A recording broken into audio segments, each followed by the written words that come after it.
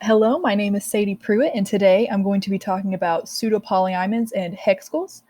And we're going to start with just a simple definition, which is a tangle. And a tangle is an object that's constructed from piecing together 90-degree segments of a circle, and we construct these and glue these into a smooth, closed, simple curve. And tangles are enumerated using something called a dual polyplet. It looks a lot like a dual graph, except that the vertices are colored in.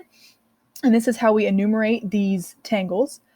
But in particular, in what I've been studying this semester and this last semester, is a hexagon, which is a very similar to the tangle, except instead of using 90-degree circle arcs, I'm using 60-degree circle arcs, so smaller arcs. And if you look at the picture, you can see that we're trying to connect these 60-degree circle arcs. So at 60-degree increments, we need to be able to piece these arcs together in order to obtain the hexagon.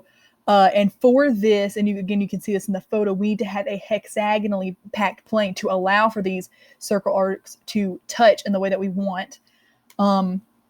So we enumerated the tangles, using a dual polyplet, a dual graph. But what can we enumerate these hexagons with? So what we want to do is, if you looked at the hexagonally packed plane that I had in the last example, and in the center of these circles, if we'll connect them, and you can see that they make up like vertices of shapes, and these shapes are identical equilateral triangles. So we define a pseudo-polyimond to be a geometric structure made of identical equilateral triangles, and these are connected either by edges or vertices. In the last example, they were only connected by edges, but a pseudo means that we can connect them. We allow for only vertex connections as well. So we can use these pseudo-polyimonds to enumerate our hexagons. And in our triangles, we'll put a white node on the vertex if our circle arcs are going to go inside, and we'll put a black vertex if we're wanting our circle arcs to go outside. And you'll see this a little later when we start seeing some of these shapes come together. So a quick definition, a link is just a 60-degree segment of a hexagon. So in tangles in particular, a link would be 90 degrees, and it's been shown through research that their total number of links are always divisible by 4. So what can be said about the total number of links inside of a hexagon? Like, are they divisible by anything? And in my research, I show that in particular, it's divisible by 2. So the total number of links in a hexagon is divisible by 2. And before we get into that, however, just a quick lemma is that if you have a pseudopolyimond and it has an isolated triangle, and this definition is that basically like a dangling triangle, it's a triangle that's only connected by one vertex, or it could be connected by 2 vertices or 3, but there's no edges connected to anything. It's not connected by edge to the pseudopolyimond at all. This configuration doesn't give us any hexagons. And our proof is very simple. If you had a isolated triangle like this, you either have to color in 2 black or 2 white vertices, because you have to use alternating colors. So in the case of 2 black or 2 white, as you can see, it's no longer smooth and it's no longer simple. They're touching each other and they're abruptly stopping and starting. So this violates our conditions that we set for the hexagon in the beginning. So this will not produce any hexagons if we're using the rules that I set out in the beginning, that they have to be smooth and simple. It doesn't produce any. So we disregard all of those. Any pseudopolyimond with a dangling triangle, we just disregard because we cannot use them. So for the divisibility theorem, if you think about the simplest hexagon, it's a circle, which is 360 degrees. So since there's 60-degree segments, there's 6 links in the smallest hexagon, which again is just a circle. So that's even. That's an even number. And in my research, I've noticed that there's no odd pseudopolyimonds that give me a hexagon ever. I haven't necessarily proved that, but I've not found one single case yet. So we want to add 2 at a time instead of adding 1 to give us an odd number that won't work. We want to add 2 at a time. And there are 3 ways to do this. And the first way is to add a diamond. And if you add a diamond, it will result in a net change of 4 links. So you can see in case number 1, where we add it to just either a single edge or we're adding it to a single vertex. And this takes away those 2 links and it adds 6. So this is a net gain of 4. And it's a very similar case for case number 2, where we've added on a diamond, and again, we've added 6 and taken 2, so it's a net change of 4, where we've added in on 2 edges.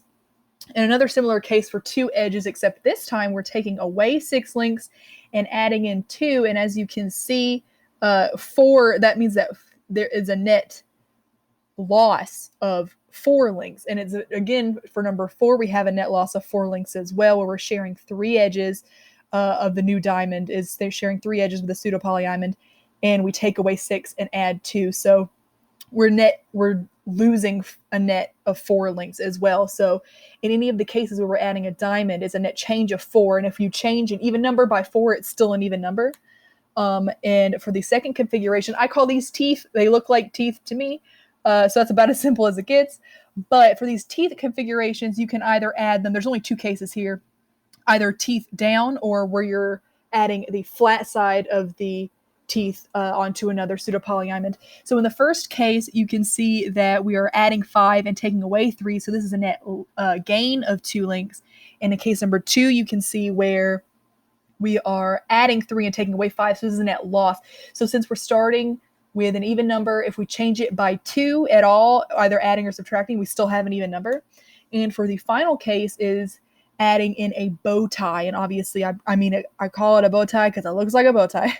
But if you add a bow tie, there's only one case for this. I think it probably results from the fact that the bow tie is symmetric. So you add on the, kind of like you're filling in a diamond almost. You add 2 edges on the outside or the inside of a bow tie. And as you can see, there's almost like this mirroring effect where we flip the links outwards. So we're adding 4 and we're subtracting 4. So we have a net change of 0. So if we had an even number and we don't change it, it's still an even number. So that concludes the proof that we have total divisibility by 2, because either we're changing it by 4, we're changing it by 2, or we're changing it by 0. And like I said previously, the simplest hex goal is a circle, which is 6 links, and that's even. So we take an even number and we change it by an even number, and it's still an even number. So that was my big theorem for the semester, was to prove total divisibility by 2. The total number of links are always going to be an even number. And so just for a nice little summary table that I have is, if we're defining the size of a hex goal to be this number m, and it's the amount of triangles. So if you have a pseudopolyimond with 10 triangles, then m is 10. And we can define class size to be this number c, and we have that the number of links is 2 times this class size, so 2 times c plus 4. And you get this table, and this table has up to size 6. I didn't want to go any higher than that because they increase by a lot once you start getting higher, and I wanted to make sure that this was accurate. So it's accurate up to size 6. So as you can see, 0, where m is 0, this means that it's just a circle, and it's 6 links. So 2 times 1 is plus 4 is 6, so it's got class size 1. And you can see, for 4, there are 3 total pseudopolyimonds that give us hex goals. So we have 3 total hex goals, one of which has class size 4, which means that we have 12 links, and 2 of which has class size 5, which means that we have 14 links, and we have 1 with class size 5 with size 6, when there were actually 6 hex goals that corresponded to 6 pseudopolyimond. So size 6 gave us 6 hex goals, which I think is mostly just a coincidence. But 4 of them were class size 7, which means that they had 18 links. So just a nice little summary table to kind of put together all the cases that I actually found while doing this research this semester. So thank you so much for coming to listen online to my presentation, and I hope that you learned something new and you learned something interesting.